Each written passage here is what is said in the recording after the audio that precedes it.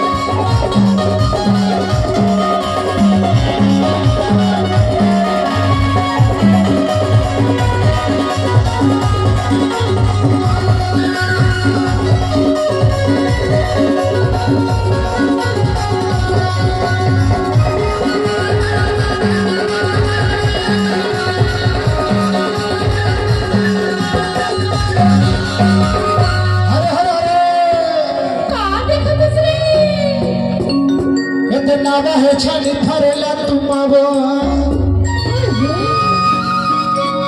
ये नावा है छाली फरेला तुमावो तुमावो तुमावो तुमावो ये नावा है छाली फरेला तुमावो सुना नहीं बताना जिना गज भर होते ना देहाती लोगों के खरे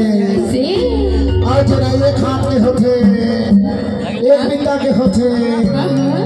बउआ भर होते एक मुट्ठी के होते धरबे दो किस मुट्ठी के होते बोला हाइब्रिड वाले लौकी गई थे लौकी रे और सुना एक मधे का गोल गोल होते रे गोल गोल होते दूधू के होते रे ओहिया तो तुम आ गए थे वो एक बात कहते रे बिचारी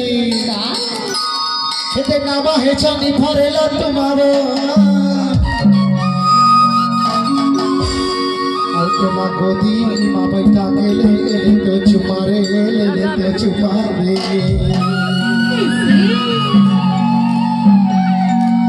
ये तो नावा है चांदी फरेला तुम्हारे और भगवान का सब मोर सारी वान साड़ू कहते रे का कहते एक बार तो पाजे तो कहते रे चुमेला अच्छा हाँ ये बेनावा है छाली फरेला तुम्हारे तुम्हारे तुम्हारे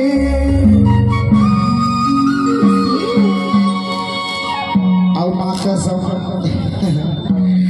का सब तोला गोदी माँ बैठा के ले तो चुमारे ले तो चुमारे चुमारे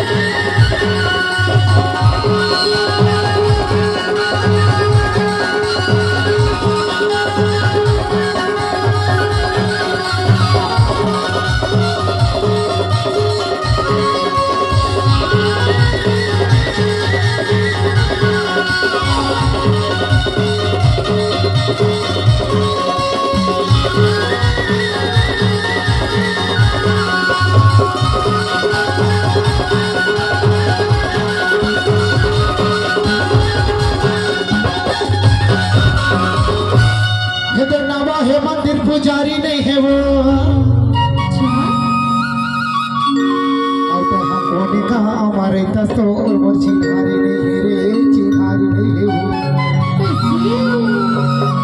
हे तो नवा है मंदिर पुजारी नहीं है और तो कोने का हमारे तस्तो और मोर चिन्हारी नहीं रे चिन्हारी नहीं हो